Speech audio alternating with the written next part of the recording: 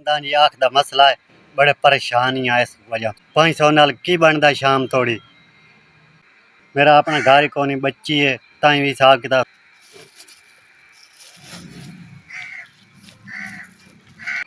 SVS वालें दा ration मैनू पहुंचाया।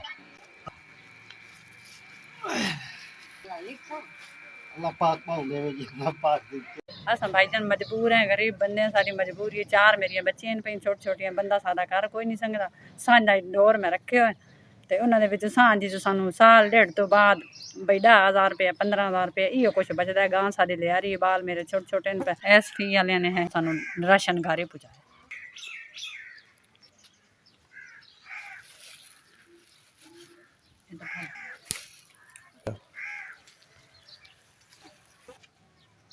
मजबूर आसे ता आए हैं, सानू मजबूरी दे मगर आए हैं को सानू शौक भी है। मैनू राशन पहुंचा दिता, अदा करो, शुक्रिया।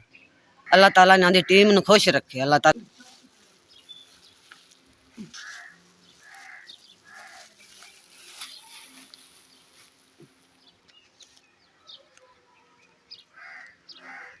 बीमार हाँ, मैं गरीब हाँ, जो कोई सकते ने मेरे इमदाद करो। मैं तेरी इमदाद कर लो मेरे बच्चे। अल्लाह तुम घना हर शाये बच्चा, हर चीज है, हर चीज देंदे दे अल्लाह भला करे। तो SB मैदर पूछा जाए चीज बच्चा मैनू मिल गई है, हर चीज मैनू मिली है, अब शाये मैनू मिली।